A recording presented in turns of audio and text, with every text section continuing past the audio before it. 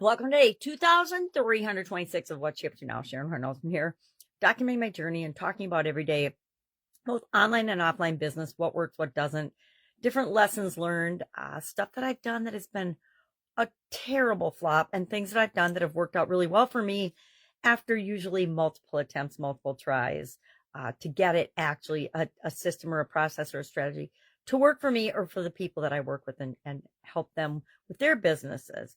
So today we're talking about effective communication and the Let's Grow Annual Challenge private Facebook group, the Let's Grow Annual Challenge. We have a private Facebook group. We have a private Facebook group page where we have a couple of guides that number one has the videos. Guide number two has a write-up every day, which I am 100% open to that. I am creating on ChatGPT, not editing, just sharing, just to add some supplemental information to the topics that we have every day. So there's one in guide 2 about effective communication. We talked about, I think, 7 or 8 different communication strategies that we can use to be more effective in our communication. And we're going to rate ourselves today on a scale of 1 to 10, where we think we're at right now on them. Just like everything else, it changes all the times. It ebbs and flows. Sometimes we're great communicators, other times not so much. It usually depends how much emotion is involved around the relationship or the communication, whether we are excellent communicators or not. I find when I am supercharged in a negative way emotionally, I am not a very effective communicator.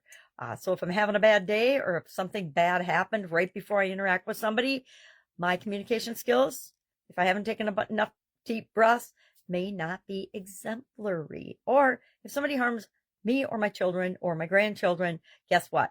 All bets are off. Effective communication flies out the window. So we're talking about that today with respect to relationship growth.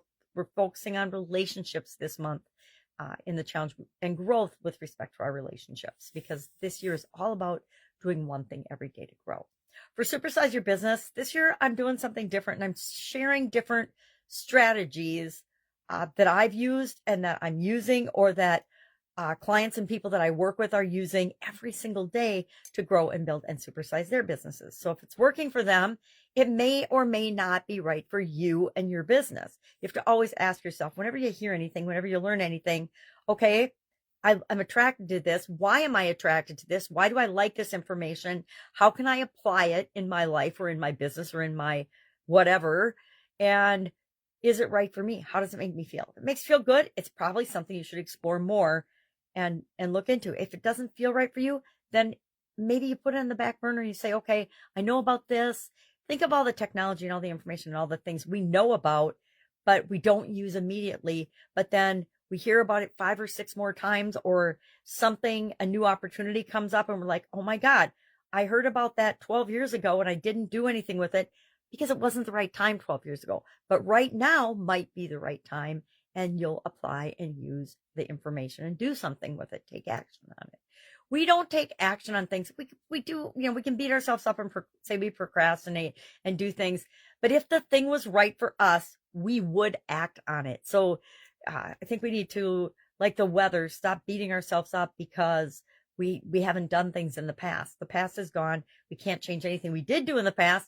We also can't change anything we didn't do in the past. So if we're beating ourselves up because we missed an opportunity, that's just a waste of energy and time, right? The only time we can ever act is right now. And what we choose to do now is right for us at this very instant, whether it feels that way or not. And sometimes it's right because it teaches us a hard lesson that we need to learn. And other times it's right because it's right and it feels right. And the stars all align and we make the choices that are right for us. So we talked about the ever-changing algorithms today with respect to strategies. And that means people's platforms and things that we use, think social media, to engage with people and look for our audience and the people that we're here to serve, or just to share information on. We don't have any control over the algorithms, how they do things. To me, algorithms are internal processes, automated, how they do things in their businesses. And we don't get any say in that, and we don't get any control over that because it's not our business, it's their business.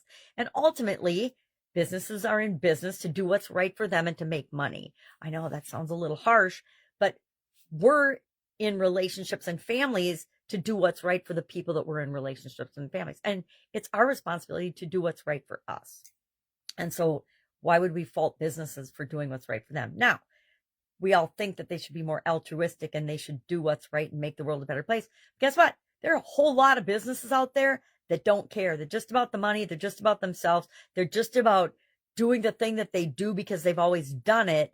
And they don't really care whether you're their customer or not, because they know that if you go away, 100 people will take your place, or sometimes 1,000 people will take your place. And so it's not, it always feels personal to us, but a lot of times it isn't personal because it's not about personal. It's just about them doing what they want to do. That really sounds harsh, but it's the way the world works, so we might as well admit it.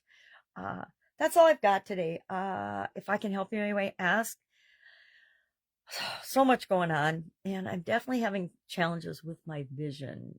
It's tanked the last couple of weeks, and I'm like, I don't know why. So maybe there's things going on in the world that I just don't want to see.